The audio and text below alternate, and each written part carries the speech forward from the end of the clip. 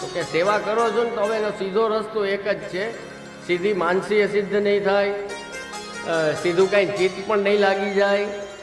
તો સૌથી પહેલું સ્ટેપ શું? તો કે પહેલું સ્ટેપ છે કે મનને એમાં લગાડો. બરોબર ને? પહેલાં તો બધું આવશે એ મનમાં આવશે ને. મન એવું પ્લેટફોર્મ છે કે તમને ગમે ત્યાં હું લઈ જાઉં ને, પછી આમ તમને કહું ને, હું 4 વ્યક્તિ અલગ અલગ વ્યક્તિને દેખાડીને કહું ને કે હાલો શું દેખાય છે, તમારા મન જેમાં આકર્ષિત થાય ને તમે એ કહેશો. કોકને ઝરણા ગમતા હોય ને તો એમ કહેશે કે જે મન તો પાણીના ઝરણા કેવા સરસ દેખાય. હવે બીજો કોક હોય ને એને ઓલું સનસેટ ગમતો હોય, સૂર્ય, તો મને એમ કહેશે કે જે સનસેટ બહુ સરસ દેખાય.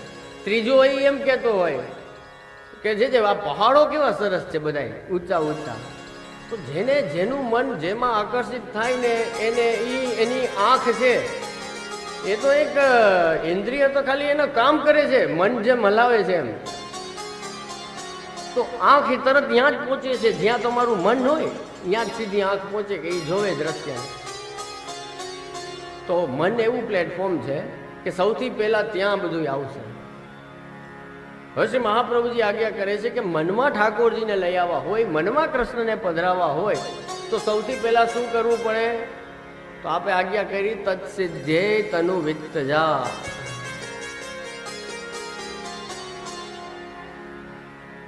કે આ માનસીની સિદ્ધિ કે ચિત્તનું સેવામાં લાગવું એ કેવી રીતે થાય? તો કે પેલા તમારું તન અને ધન જ્યાં લાગશે, એટલે કે તનુજા વિત્તજા સેવા કરો, ત્યાં ઓટોમેટિક મન તમારું પાછળ એમાં જવાનું જ છે. દાખલા તરીકે કોઈ વેપારી છે, તમે કઈ ધંધો કરો, નવી ધંધાની શરૂઆત કરી, 5-25 લાખ લગાડ્યા, એમાં રૂપિયા લગાડ્યા, અને તમારું શરીરથી મહેનત તમે કરો છો, મગજે મારો છો કે ભાઈ નવો ધંધો શરૂ કર્યો છે, વેપાર તો અમે કંઈક સારો ચાલવો જોઈએ, તો એના માટે શરીરથી મહેનત, મગજથી મહેનત તમે કરો, અને તમારા રૂપિયા એ લાગેલા છે. અને મારા કરતા તો તમને બધાને વધારે ખબર હોય વેપારીઓને તો કે વેપારીની આસક્તિ એના માલમાં બહુ હોય. એ માલ ભરીને રાખ્યો હોય ને એમાં ઓટોમેટિક એની આસક્તિ હોય જ, એનું મન હોય જ. હા, એમાં નુકસાન ના થવું જોઈએ, એ વિખાઈ ના જવો જોઈએ, ચોરાઈ ના જવો જોઈએ, તૂટી ફૂટી ના જવો જોઈએ, હોય ને સ્વાભાવિક. હા, આટલી મૂડી નાખી છે તો હવે પાછું બધું હું કે આપણે તરી ના જાય પાછું, બરોબર ને? તો એ ઓટોમેટિક મન એમાં ઘણી મનમાં એ વિચાર લાગવાના જ છે. અને જો મોટી મૂડી લગાડી હોય તો આખો દી મન એમાં ને એમાં. દાખલા તરીકે કોઈ ઓલું કે જીવન મરણનો ખેલ કે ને, એ કરે એનું જેટલું હતું એટલું બધું લગાડી દીધું. હા, ચાલો કરોડો રૂપિયામાં લાગેલા છે, એને ના કયો તો એ 4 ધક્કા ખાય અહીંયા જઈને. એને કહેવાની જરૂર નથી કે તું જા અહીંયા ધ્યાન દે, એનો બાપે ધ્યાન દે. પછી તો તમારા 5 કરોડ લઈ ગયો હોય તો દે જ ને ધ્યાન, પછી તો દેવું જ પડે ને. એ કે અમારે કે છૂટકો નથી.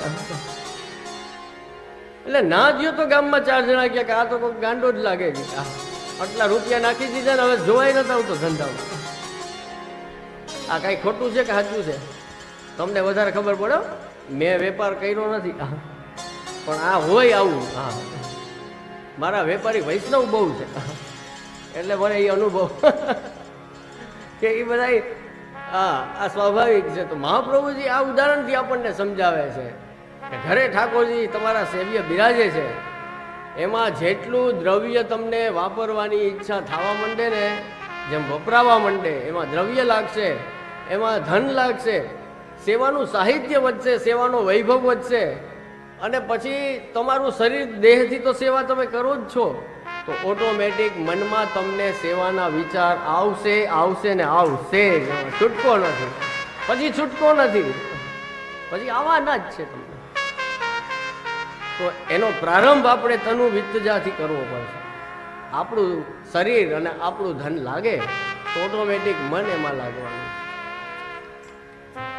મનમાં જ્યારે કૃષ્ણ આવે ત્યારે વિચારમાં આવે એટલે બુદ્ધિમાં દ્રઢ થાય કે હું વૈષ્ણવ છું, મહાપ્રભુજીનો સેવક છું, મારા ભાગ્ય છે કે કે મારા માથે ઠાકોરજી બિરાજે છે, સેવ્ય મારા ઉદ્ધારનું સ્વરૂપ મારી માથે બિરાજે છે અને સેવા કરવી એ મારો ધર્મ છે. અને એ પછી એ ઓટોમેટિક બુદ્ધિમાંથી ચિત્તમાં જશે. ચિત્તમાં તરત નથી જતું હો કાંઈ. એને રોજે રોજ જેને કહેવાય ને પ્રેક્ટિસ પાડવી પડે છે.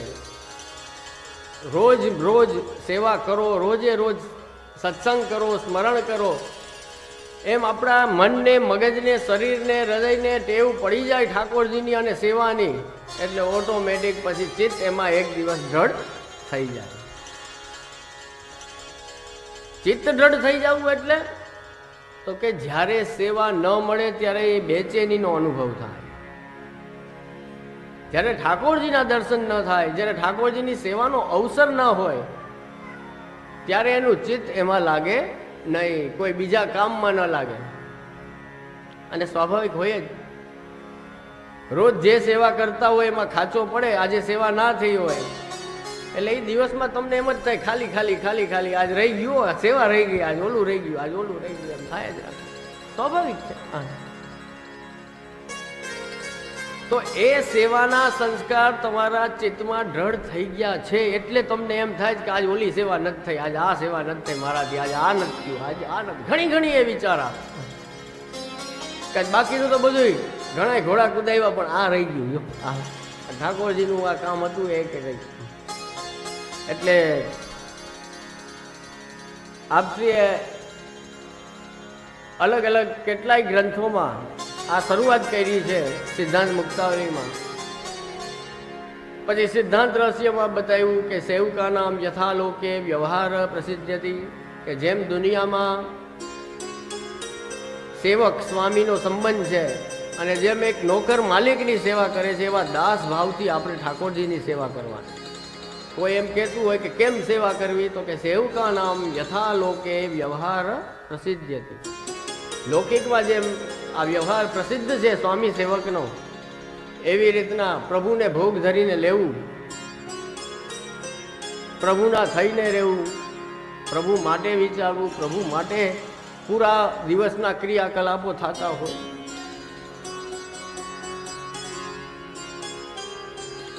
એક જણો અમારી પાસે આવ્યો, મને કે મહારાજ એક આ અન્ય માર્ગી હતો, વૈષ્ણવ નહોતો આપણો, મને કે એક આ તમારા પુષ્ટિ ધર્મમાં એક બહુ સારી વસ્તુ છે, કંઈક ખોટા જાણી બુજીને કે ધરાર ઓલું કે ને હાર્ડ એન્ડ ફાસ્ટ સંન્યાસ નથી લેવડાવતા.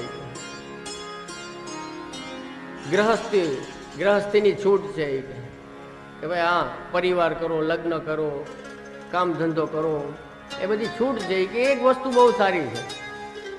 એટલે મેં એને કહ્યું કે ભાઈ એમને એમ છૂટ નથી. આપણને ગ્રહસ્થ જીવન જીવવાની છૂટ છે કે ધંધો કરવાની, વ્યવસાય કરવાની છૂટ છે, તો શેના માટે છૂટ આપી છે? ઠાકોરજી ઘરે બિરાજતા હોય તો આ બધી છૂટ છે. કે લગ્ન કરીએ તો શેના માટે કરવું, તો કે હું એકલો સેવા કરું છું, પત્ની આવશે તો અમે બે સાથે સેવા કરશું. હું સેવા કરું છું, મારી પત્ની અત્યારે સેવા કરે છે, ભવિષ્યમાં મારા પ્રભુનું શું થાય, તો એના માટે બાળકો છે, તો કે બાળકો મારા પ્રભુને સાચવશે. તો આખો જે ગ્રહસ્થ ધર્મ છે એની છૂટ આપણને છે કે વ્યવસાયની છૂટ છે. જો પેલી આજ્ઞા તો એમ જ હતી કે અવ્યાવૃતો ભજેત કૃષ્ણ, અવ્યાવૃત થઈને ભજન કરો. હવે તો અઘરું ને, કોઈ વ્યવસાય નહીં, કામ ધંધો નહીં, કાંઈ કર્યા વગર વ્યાવૃત્તિ કોઈ જાતની નહીં કરવાની. અવ્યાવૃતો ભજેત કૃષ્ણ એમ આજ્ઞા કરી. તો પેલી આજ્ઞા તો એ જ હતી સીધી કે ઠાકોરજી મેળવવા હોય તો મૂકો બધું તડકે ને કરવા માંડો આ કામ. મહાપ્રભુજી સ્પષ્ટ. પછી આપ આધુનિક જીવોનો વિચાર કરે છે, આપના હૃદયમાં કરુણા તો ખૂબ ભરેલી છે, એટલે આપ આજ્ઞા કરે છે કે વ્યાવૃતોપી હરો ચિત્તમ. અગર કરવી પડે વ્યાવૃત્તિ, અગર કરવી પડે કે પ્રભુ હજી કમાવવું પડે એમ છે, હજી ચાલે એમ નથી, તો કે આ વાંધો નહીં, કમા, કામ ધંધો કર, વ્યવસાય કર, પણ કેમ, તો કે વ્યાવૃતોપી હરો ચિત્તમ, કે ચિત્ત હરિમાં રહે એવી રીતે કર. ઠાકોરજીમાં મન રહે અને તમારું કામે થતું જાય. કોઈને એમ થાય કે એવું કંઈક થોડી હોય, દુકાને બેઠા હોય ને ધંધામાં બેઠા હોય ને એમાં ઠાકોરજીનું નામ કેમ લેવું, ઠાકોરજીનો વિચાર કેમ કરવો, સ્મરણ કેમ કરવું. એના માટે આપણે ઉદાહરણ આપ્યું સરસ પનિહારીનું, કે પનિહારી જલ લઈને જાતી હોય, એ છોકરાઓને રમાડતી જાય ને કોકને જવાબે દેતી જાય ને કોક પૂછે ને પાછા સામા જવાબે દે, પણ એનું ચિત્ત કેમાં હોય કે આ બેડામાં પાણી ભરેલું છે એ છલકાઈને બહાર ન જવું જોઈએ, નહીં તો મહેનત પાછી થાય ને. એમાં ધ્યાન ન રહે ને બધા યારે વાતું ને હે ને હી કર્યા રાખે, અને પછી અડધું બેડું ખાલી થઈ ગયું હોય તો ઘરે આવે તો પાછી યા ને યા પાછી મહેનત પડે ને, પાછું જવું પડે. તો પનિહારીના ઉદાહરણથી આપ સમજાવે કે જુઓ, પનિહારી જલ લઈને જાય છે, એના રસ્તામાં કેટલાય બધા આવતા જાય, કોઈ પૂછે એને જવાબ દેતી જાય, છોકરાઓ રમાડતી જાય, હસતી જાય, બોલતી જાય, પણ એના બેડામાં રહેલું જલ છે એ જરાય જલ નીચે પડવા દેતી નથી.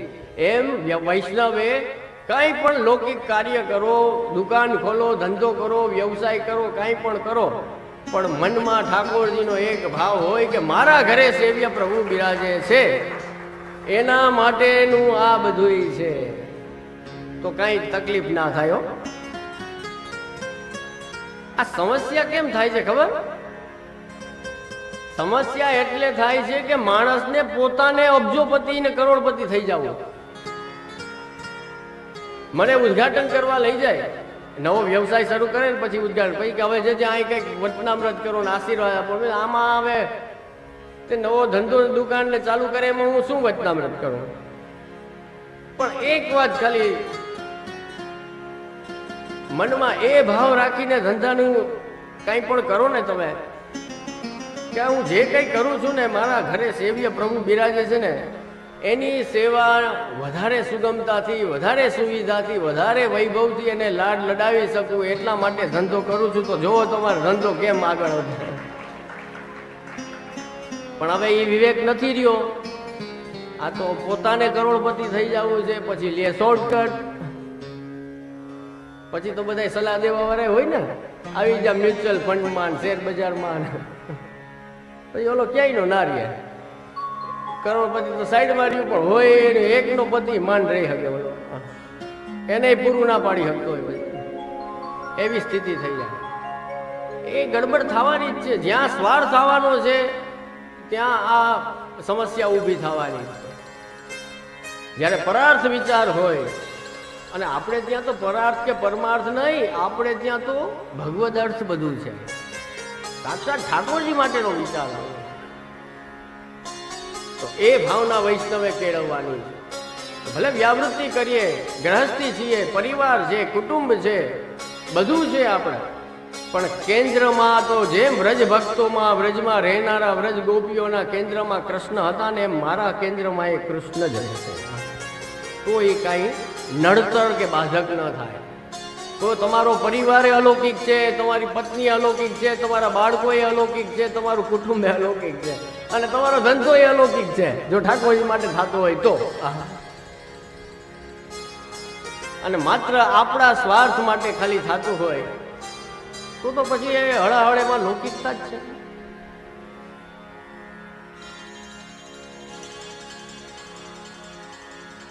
કેટલાય બધા ગ્રંથોમાં અને કેટલા બધા આચાર્યોએ બધાએ મૂળ એક વાત ઉપર ભાર મૂક્યો કે સેવા કરો.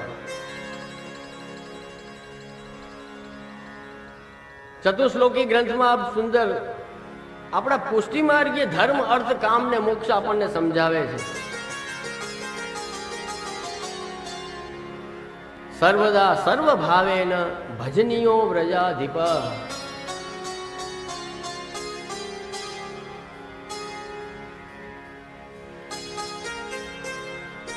સર્વદા એટલે હંમેશા કરો. જો સેવા પધરાવી હોય, એમણે મુખ્ય બે વાતનો વિચાર કરવાનો કે એક તો આ કાયમી કરવાની છે. આ કઈ 2-3 દીનું ઓલું હોલિડે નથી કે 3 દી ક્યાંય પિકનિકમાં ફરવા ગયા એની જેમ કઈ હાલો સેવા કરી લે, એમ નથી. જવાબદારી છે. એટલે રોજ કરવાની છે, એ વ્યવસ્થા હોવી જોઈએ. અને બીજા નંબરમાં જ્યારે આપણને કોઈ પણ વૈદિક આચારના કારણે પિંડરું સૂતક બાધક કંઈ પણ આવે અને સેવા ન કરી શકે એવી સ્થિતિમાં બીજા એક વૈષ્ણવનું ઘર આપણી પાસે હોવું જોઈએ કે ત્યાં પ્રભુને પધરાવી.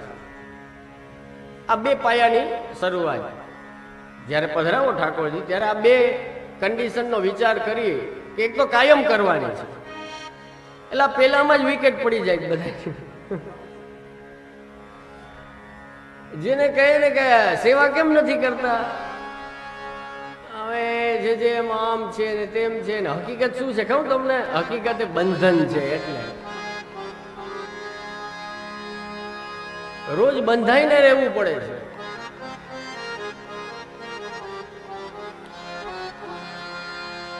પછી બહાર નહીં જવાય, પછી તો રોજ કરવું પડે. એટલે બીજા સલાહ દેવા વાળા એમ કે એમાં પડાય નહીં હો, અઘરું છે. ઠાકોરજી તો પરિશ્રમ પડી જાય તો આપણે ક્યાંય ના રાખે. અરે હું કામ પીવડાવો છો? હું તમને એક એમાં દોષ થઈ જાય, સેવા કરવા જાય ને તો દોષ થઈ જાય એમ પીવડાવ. હવે મને એક પ્રશ્નનો જવાબ આપો. ઘણા સેવા નથી કરતા તો શું દોષ નથી કરતા? હાલો ઠાકોરજી નથી બિરાજતા, માની લ્યો એવું ઘર કોઈ પણ તમે એવો વ્યક્તિ કે એવું ઘર તમને ખ્યાલ હોય કે એ સેવા નથી કરતા, માની લીધું આપણે, હાલો સેવા નથી કરતા, તો હવે સવારથી સાંજ જોવો તમે પેલું એનાલાઇઝ કરો એને કે એ દોષ નથી કરતો, કરે જ ને. સેવા ન કરતા હોય તો દોષ તો થાય જ છે. જીવ તો સ્વભાવથી દુષ્ટ છે, એને તો દોષ કરવાનો મોકો જોઈએ, તરત કરી લે. જગ્યા જોઈએ, જગ્યા આપે એટલે દોષ થઈ જાય તરત. ને દુષ્ટ આપણે ભલે એમને એમ કહી દેતા હોય, પણ દુષ્ટ ક્યારે આવે ખબર? તો કે દોષો કરવામાં જે ઈષ્ટ બની ગયો હોય ને એ દુષ્ટ. આ દુષ્ટની વ્યાખ્યા આ છે કે દોષો કરવામાં જે ઈષ્ટ થઈ ગયો હોય ને એ દુષ્ટ. આપણે તો આમ ચણા મમરાની જેમ ફેંકી દે, તું એ દુષ્ટ ને ઓલો દુષ્ટ, પણ દુષ્ટ આવો હોય તો દોષ તો મારા વાલા એમને મેં થાય જ છે ખૂબ. પેલા કિલો મોઢે ને ડઝન બંધ જેમ કયો એમ. એટલે જ જો આપણે અહીંયા માણેકચંદજીના કીર્તનમાં જીતની રવિ છાયા કી કનિકા તીતને દોષ અમારે, એ કે ક્યાં ગણવા બેસવું એમ.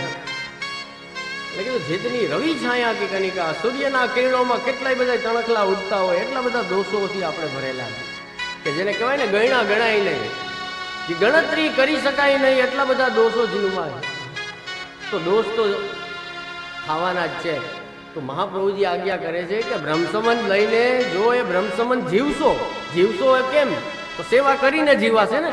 તો બ્રહ્મસંબંધ લઈને જો બ્રહ્મસંબંધને જીવશો, સમર્પિત જીવન જીવશો ને, તો આ એકેય દોષ તમને બાધક નથી, તો એકેય દોષ તમને લાગશે નહીં. પણ સેવા કરતા રહેવું પડે. દાખલા તરીકે તમને એમ આજે સેવા તમે કરી ને તમને મનમાં એવો વિચાર આવ્યો ઠાકોરજી પડી ગયા પછી કે આજે 2-3 જગ્યાએ મારાથી ભૂલ થઈ ગઈ ને આજે દોષ થઈ ગયો, બીજે દિવસે નેચરલી ક્ષમા માંગો, પરિશ્રમ ભોગ ધરો કે કાંઈ પણ કરો તમે. પણ મહાપ્રભુજીને આપણા બધા આચાર્યો આજ્ઞા કરે છે કે જે આગલે દિવસે તમે સેવા કરી અને એના જે કંઈ દોષ રહી ગયા હોય ને, એક તો પહેલી વાત તો એ જ છે કે આગલે દિવસે સેવા કરી જ ને એના ફલ સ્વરૂપે જ તમને બીજે દિવસે સેવા કરવાનો અવસર મળે છે. અને માલા ધરાવીને આરસી બતાડશો ને રાજભોગની કટોરી ધરશો ને તો આગલા બધા દોષ સાફ થઈ જશે. સમજાણી વાત? એટલે કોઈ બીવડાવતું હોય ને કે સેવા કરીએ તો દોષ થાય, સેવા કરીએ તો દોષ થાય, પણ બીજે દી કરીએ તો ધોવાઈ જાય. સમજ્યા? પાછા બીજે દી સેવા કરીએ એટલે આગલા દિવસના ધોવાઈ ગયા. તો એ ચિંતા કરવાની જરૂર નથી, પણ સેવા કરો. સેવા કર્યા વગર રેવાય વૈષ્ણવે નહીં. પછી ભલે થોડીક તો થોડીક, યથા શક્તિ યથા શક્ય, જેવી ઠાકોરજી અનુકૂળ, યથા અનુકૂળતા. કોઈને સખડીની અનુકૂળતા છે, કોઈને અનસખડીની છે, કોઈને દૂધગરની છે, કોઈને મેવા મિશ્રીની છે.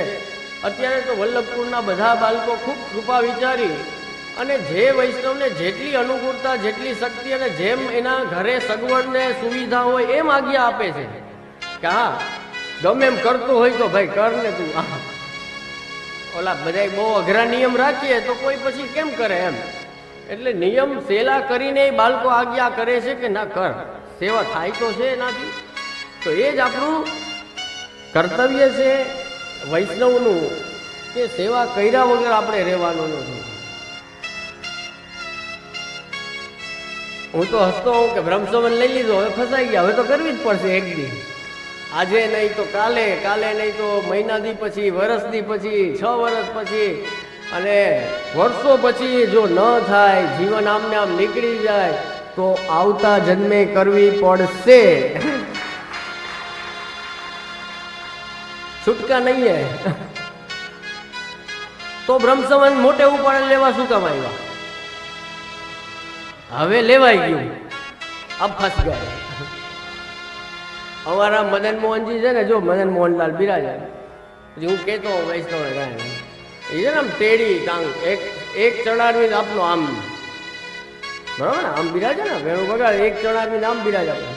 પેલા મદન મોહનલાલજીના ચરણ છે ને, એની આટી એવી ખતરનાક છે કે એકવાર આવ્યો હોય ગયો, પાછો બહાર ના નીકળી. કુસ્તી પ્રભુ એવા છે, આ ચણારવિંદ ની આટીમાં એકવાર આવી ગયો, પછી બહાર નીકળી એનો બાપે ના નીકળી શકે. કારણ કે ઓના પ્રભુની ઈચ્છા છે કે આની સેવા મારે લેવી છે, પછી કોઈની તાકાત છે કે એમાંથી નીકળી શકે. અને જીવ તો બગડેલા છોકરા જેવો હોય કે ના જાવું છે, બરોબર ને. ઠાકોરજી કે જાવા વાળી ક્યાં થાય, અહીંયા મારો છે તું, એમ સેવા કરાવે. એક અમારા તાજજીનું ઉદાહરણ આપું તમને. વિઠ્ઠલદાસ બાપોદરા કેટલું મોટું નામ કીર્તનમાં, હવેલી સંગીતમાં.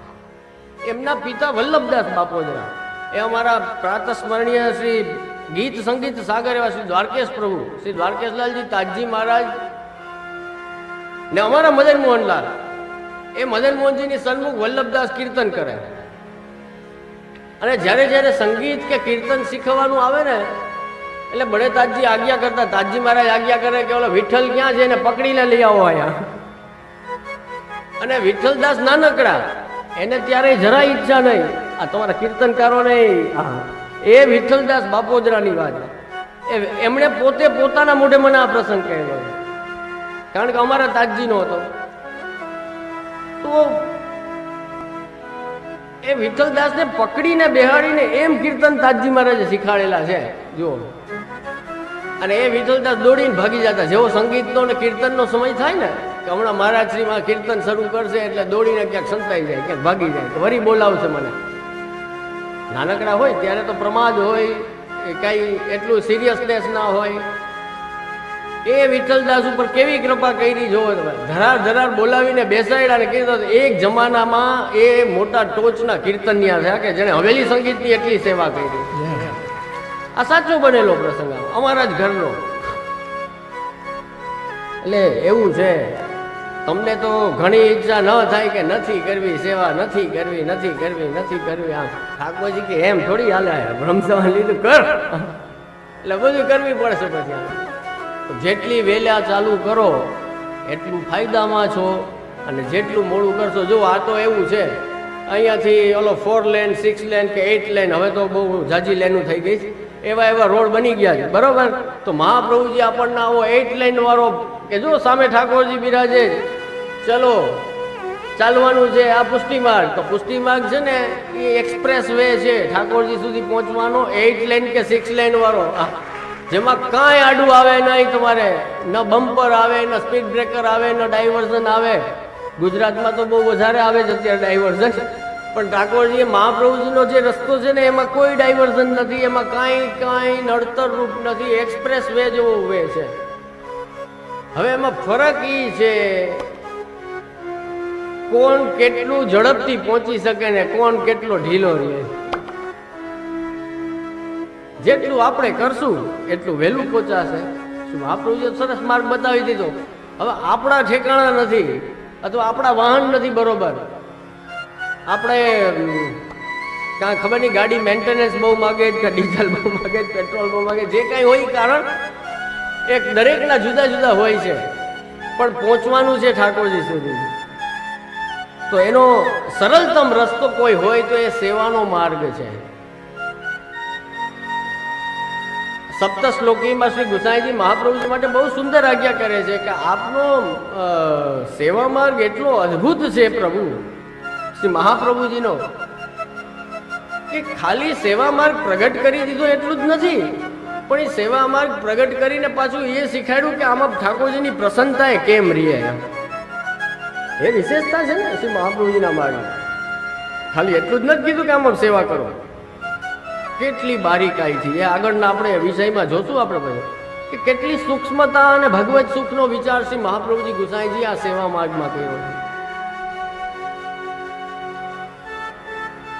પણ કરવી બહુ જરૂરી છે. બ્રહ્મ સંબંધી વૈષ્ણવે સેવા વગર રહેવું એટલે સમજો કે તમારો એ દિવસ ફેલ ગયો, આજે કાંઈ સેવા નથી થઈ તો એ સમજા કે આ દી તો ગયો. પેલા હવે તો કેલેન્ડર ને હવે તો બધા મોબાઈલમાં જ જોઈ લે છે, નહીં તો પેલા ઓલું હવે એ સિસ્ટમ બહુ નહીં હોય કે છે હજી તારીખે આવતા ફાળવાનું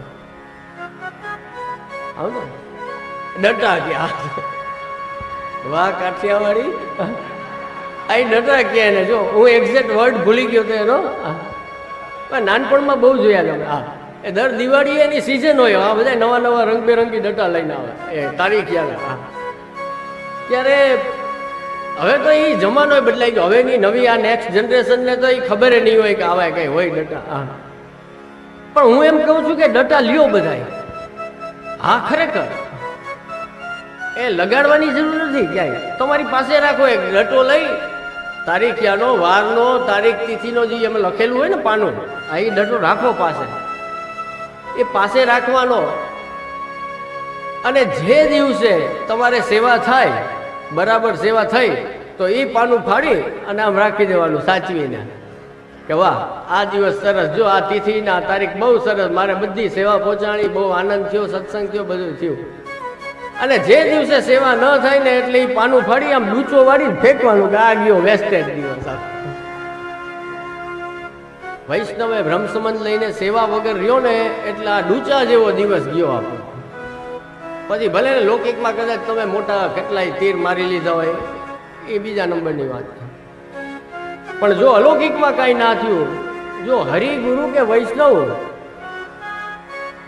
ત્રણમાંથી કોઈની પણ સેવા આખો દિવસ વ્યતીત થઈ ગયો અને આપણાથી થઈ નથી તો એનું દુઃખ સહેજ રીતે આપણને થવું જોઈએ કે હું વૈષ્ણવ છું અને મારાથી કોઈ સેવા ના થઈ, આજે આખો દિવસ એમ જેમ વયો ગયો, સવારથી સાંજ પડી ગઈ, આ કેવા મારો દેહ કેવો કહેવાય, આ કેટલો આસુરાવેશ મારી અંદર આવી ગયો કહેવાય કે મારાથી કોઈ સેવા ના થઈ.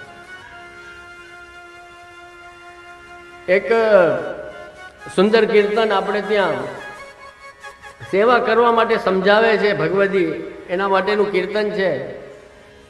તો એ બહુ સમજવા જેવું છે, તો એનો એ કીર્તનનો આનંદ લઈએ અને એનો ભાવ પણ સમજીએ. વલ્લભદાસજીનું કીર્તન છે અને આપ આજ્ઞા કરે છે કે પ્રભુ સેવા કો ખર્ચ ન લાગે. ઘણા કદાચ ખર્ચાનો વિચાર કરતા હોય તો ભાઈ જુઓ થોડો ઘણો ખર્ચ તો થવાનો છે. આ ખાલી દૂધની ટબુડીમાં સમજી જાય એવા ભગવાન નથી. ઠાકોરજી પધરાવો તો ઠાકોરજી આપણા ભગવાન તો ખર્ચાવાળા છે, તો ખર્ચા તો થોડાક કરાવશે. તો ભગવદી આયા સમજાવે છે કે તારો લૌકિક ખર્ચ આટલો બધો કરે છે, તું લૌકિકમાં આટલું બધું દ્રવ્ય તારું જાય છે, તો અલૌકિકમાં ઠાકોરજીમાં કાંઈક દ્રવ્ય વપરાય એવું કંઈક જીવન બનાવ. તો વલ્લભદાસજી આ કીર્તન મને બહુ ગમ્યું અને સેવા વિષયક આપણી આ ક્રમ હતો, તો મેં કહ્યું કે નહીં આ કીર્તન આપણે ખાસ લઈએ અને એમાં બહુ એક એક કડી સમજવા જેવી છે. શ્રી મહાપ્રભુજી હૃદયમાં જે ભાવ યથામતી પ્રયત્ન કરીશું, કારણ કે આ તો બધા કીર્તન ભગવદીઓની વાણી છે ને બધી અનિવર્તનીય હોય, એ તો એનું ચિંતન કરતાં કરતાં હૃદયમાં ભાવ એમની કૃપાથી જાગે. સુરદાસજીનું કીર્તન હોય તો એમને વિનંતી કરીએ કે સુરદાસજી કૃપા કરો, કંઈક આમાં ગતાગમ પડે તો કંઈક આપણી આંખું ખુલે. કુંભનદાસજીનું પદ હોય તો કુંભનદાસજીને વિનંતી કરાય કે પ્રભુ કંઈક આમાં આ ભેજામાં કંઈક જાય એવી કૃપા કરો. તો આમાં બધું લૌકિક એટલું ભર્યું જ ને કે આપ કૃપા કરશો તો કંઈક અલૌકિક અંદર જાય. તો કંઈક અલૌકિક અંદર જાય, આપની વાણી અંદર જાય એટલે આપણને ભાવ સુજાડે. આગળે જન્મ સાવ સીધી, બરોબર ને? સાવ ઓલી ભાષામાં સમજાવું તમને કે પશુ નથી, આપણે 4 પગા નથી, પશુ પક્ષી નથી, આમ ને આમ જન્મ વયો ગયો તો શું કામના માણસ થઈને આવ્યા, મનુષ્ય દેહ, વૈષ્ણવ બૈના, બધું ફેલ. એટલે કહે છે કે મૂર્ખ કરી લે, શું કામ ડરે છે? કેવો ડર પે જો ભાગે. વૈષ્ણવ થઈને સેવા નથી થતી તો જેમ આપણે ત્યાં કહ્યું છે ને, છદે સ્વામીએ સ્વામીનું સુખ સ્વપ્ને નવ દેખે, એવી હાલત આપણી છે કે જો ઠાકોરજી નથી બિરાજતા, સેવા નથી કરતા તો શું વૈષ્ણવ થયા, શું માણસ થયા, શું બ્રહ્મ સમજ લીધું તમે? બધું નકામું થઈ ગયું. આગળ ઉદર ભરણ કો કરો રસોઈ, સોઈ ભોગ ધરે.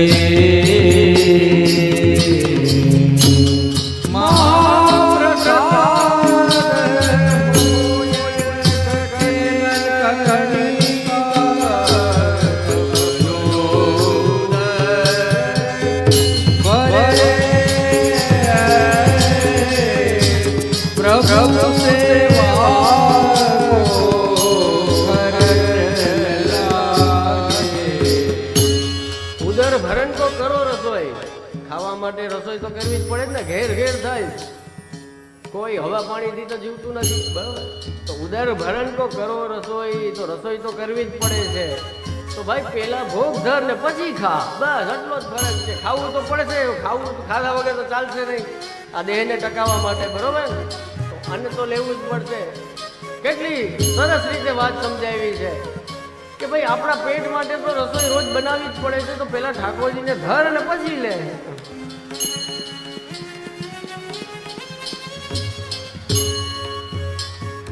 મહાપ્રસાદ હોય ઘટે ન કણિકા, તો અપનો ઉદર ભરે. જે તમે ધૈર્ય વગર એમને એમ ખાઓ, એ અનાજની રીતનું કામ કરે, રજો તમો ગુણ ઉત્પન્ન કરે અંદર શરીરમાં જઈને. આપણે અહીંયા કહ્યું છે જેવું અન્ન ખાય એવું મન બને, એવી બુદ્ધિ બને. ઠાકોરજીને ધરેલું હોય, ઠાકોરજીને ધૈર્યું હોય તો એ મહાપ્રસાદ થઈ જાય છે, તો એ બુદ્ધિ સુધારે, બગાડે. આગળ કહ્યું મીઠો વન કોલાએ, મીઠો જલ પીવન કોલાએ, તામે જારી ભરે. અંગ ઢાકર તું चाहिए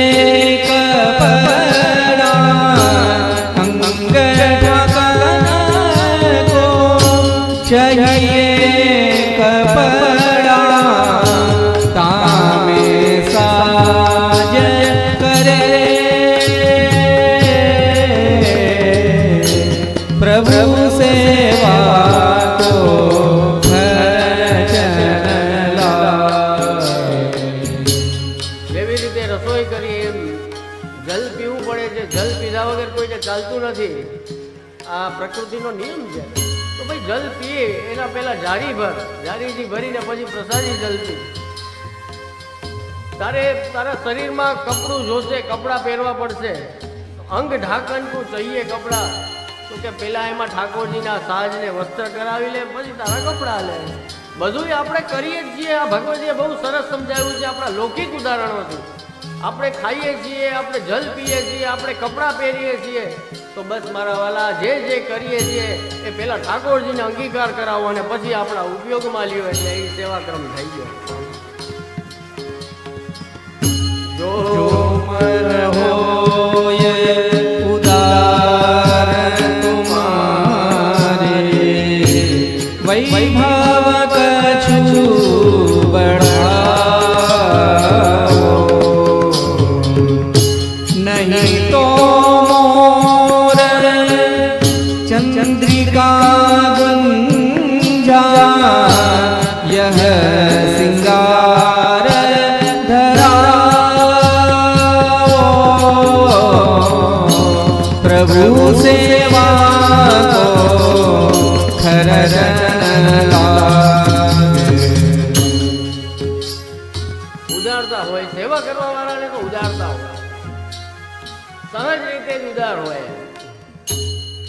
આપણે પ્રસંગ આવે છે ને પેલી કે ખાંડ વધી ગઈ તો હાથ પૈસો ઠાકોરજી કે આમાં ક્યાં તારા બાપને જાય માનતી કરતા હતા. આપ આજ્ઞા કરે કે ઉદાર મન હોય તો વૈભવ વધારો. તમારી અંદર ઉદારતા હોય કે ના ઠાકોરજી માટે આપણે આ કરવું છે, આ કરવું છે, આ કરવું છે, તો વૈભવ આનંદથી વધારો. અને નહીં તો જો શું આજ્ઞા કરી છે કે દ્રવ્ય તમારી પાસે છે, તમે સંપન્ન છો, તો પછી તમારે બધું કરવું જોઈએ. ઠાકોરજી તમારી ઉપર કૃપા કરી છે ને તમને આર્થિક રીતે સંપન્ન કર્યા છે, તો પછી એ દ્રવ્ય બધું ઠાકોરજીમાં લાગે એવા પ્રયત્ન આપણા હોવા જોઈએ, એવું મન આપણું ઉદાર હોવું જોઈએ. અને અગર નથી, આપણી પાસે દ્રવ્ય નથી અગર, તો પણ તમે પુષ્ટિ માર્ગની કઈ બહાર નથી વયા જતા. તો આજ્ઞા કરી છે કે ખાલી મોર ચંદ્રિકા ને ગુંજા માલા બે મફત. ગુંજા ઉગે, ગુંજા ઉગે ને, હા ગુંજા એ મફત, અને મોર ચંદ્રિકા ક્યાંક મોરલો હાલતો જતો હોય તો પીછું ખેંચી એ ફ્રીમાં, એ પડી જાય તો એ બે ફ્રી વાળું. તો આજ્ઞા કરી કે તો કાંઈ જરૂરી નથી, કોઈ વૈભવ જરૂરી નથી. જો કાંઈ તમારી પાસે સંપત્તિ નથી તો ઠાકોરજીને ખાલી મોર પીછ અને ગુંજામાલા ધરાવી દેશો તો એ સેવા તમારી વધી જશે.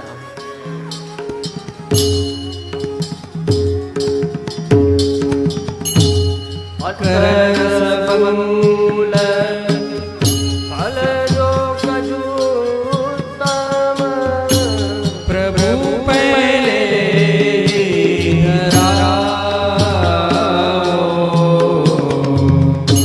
જો મન ઉત્તમ પે પ્રભુ કો ધર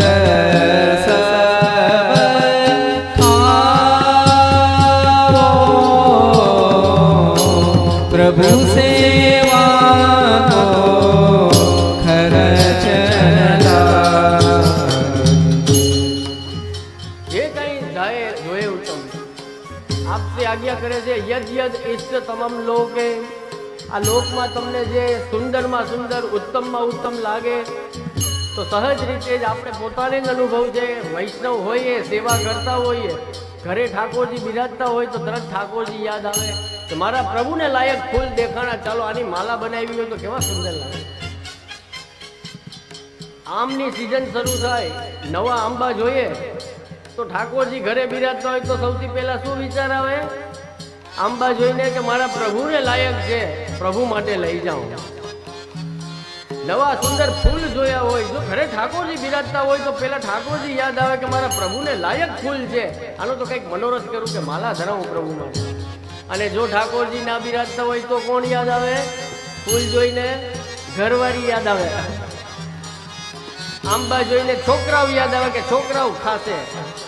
આ મારા વાલા ફરક છે પુષ્ટિ જીવમાં અને લૌકિક જીવમાં. તો કહેતા નથી કે હવે હાલો માથું મંડવાનું છે, ચોટી રાખવાની છે, સંન્યાસ ભગવા કપડાં પહેરવાના છે, એવું કે કહીએ કે દીક્ષા લીધી સંપ્રદાયની, હવે તમારે આ બધું કરવાનું નહીં. ઉમેરો થાય, ઘટતું નથી. યામે કાં ઘટ જાય તિહારો. તમારા ઘરમાંથી એક વસ્તુ ઓછી થતી નથી, ઉલટાનો વધારો થાય છે. શેનો? તો કે ઠાકોરજી તમને પધરાવી દઈએ છીએ કે લે આ ઘરે લઈ જા ઠાકોર. અને એનો આપણા ઘરમાં એક ઠાકોરજી ઉલટાનો વધે. તો કઈ ઘટતું તો કઈ નથી સેવામાં. યામે કાં ઘટ જાય ત્યારે ઘર કો ઘર મેં રહી. અને તમે અંગીકાર કરાવો કદાચ ઠાકોરજીમાં કંઈક પણ અંગીકાર કરાવ્યું તો ક્યાંય બીજે તો દેવા ગયા નથી, તમારા ને તમારા ઘરમાં જ થયું જ ને. તો હા, તો ઘટ્યું તો નહીં, ત્યાં ને ત્યાં જ રહ્યું છે. કેવી સરસ પુષ્ટિ માર્ગની રીત છે કે ક્યાંય સાધના કરવા માટે કે આ સાધનો કરવા માટે કોઈ જગ્યાએ તમારે જવાની જરૂર નથી. આ COVID-19 આવ્યું ત્યારે બધાને ઘટલું સમજાઈ ગયું, બરાબર? હવેલી બંધ, મંદિર બંધ, બધું બંધ. અમે જ ના પાડતા હતા કે પ્લીઝ ના આવતા હો. હવે જેના ઘરે ઠાકોરજી બિરાજતા હતા ને એ તો રોજ આનંદ કરતા હતા બધા. જેને મહાપ્રભુજી ગુસાઈજીની કૃપાથી સેવ્ય પ્રભુ માથે બિરાજતા હતા તો બહાર તો ક્યાંય નીકળાય એમ હતું નહીં, બરોબર ને? આવું તો કે ફર્સ્ટ ટાઈમ એવર આખી હ્યુમન હિસ્ટ્રીમાં પહેલી વાર આવું તો થયું હોય છે. માનવ જાતને પહેલી વખત આવો અનુભવ થયો કે ઘરમાં જ રહેવાનું, બહાર નહીં જવાનું. તો 500 વર્ષ પહેલા જુઓ તમે કે મહાપ્રભુજીને એ આપશ્રીનું દર્શન જુઓ, આપશ્રીનું વિઝન જુઓ કે આપણા કેવા આચાર્ય આપણા થઈ ગયા, કેટલો દીર્ઘ વિચાર કર્યો આપણે, કેટલો લાંબો વિચાર કર્યો કહેવાય કે કદાચ કેવી પણ સ્થિતિ આવી જાય, કદાચ કેવી પણ પરિસ્થિતિ કે સંજોગો ઊભા થઈ જાય કે આ કોરોના જેવો કપરો કાળ આવ્યો, બધું બંધ થઈ ગયું હતું, તો કે જેના ઘરે ઠાકોરજી બિરાજતા હતા એનું ભજન છૂટ્યું નથી. એ તો રોજ સવારે સ્નાન કરાવતો હતો, શિંગાર ધરતો હતો, ઉલટાનો ધંધો હતો નહીં તો રાજભોગ સુધી પહોંચતો હતો. ઘણાએ તો એવી આજ્ઞા કરી કે જે હવે આજ્ઞા લીધી કે હવે ઉત્થાપનથી સેન સુધી કરીએ. હા કરો, એ હમણાં નવરાજ છીએ અમે, કરો કરો. કઈ ખોલવાની હતી નહીં તું, હવે વિચાર કરો કેટલી કૃપામય શ્રી મહાપ્રભુજીની રીતિ છે પુષ્ટિ માર્ગમાં કે તમારા ઉદ્ધારનું સ્વરૂપ જ તમને ઘરે પધરાવીને દે. ચાહે કદાચ આખું ગામ બંધ થઈ ગયું, આખી દુનિયા બંધ થઈ ગઈ, પણ તમે ને તમારા પ્રભુ તમારા ઘરમાં જ હતા બે સાથે. એટલે જરાય ક્યાંય ભજન છૂટ્યું જ નહીં. અહીંયા વલ્લભદાસજી આપણે કીર્તનના માધ્યમથી આપણને એ જ સમજાવ્યું છે કે પ્રભુ સેવામાં કંઈ ખર્ચ લાગતો નથી. જે આપણે બધા ખર્ચા કરીએ જ છીએ, એક માણસને જીવવા માટે કેટલાય ખર્ચા કરવા જ પડતા હોય છે સવારથી સાંજ સુધી, તેમાં ઠાકોરજીનો ખર્ચો તો ક્યાં કાંઈ બહુ છે એમ. એટલે કહ્યું કે પ્રભુ સેવા કો ખર્ચ ન લાગે.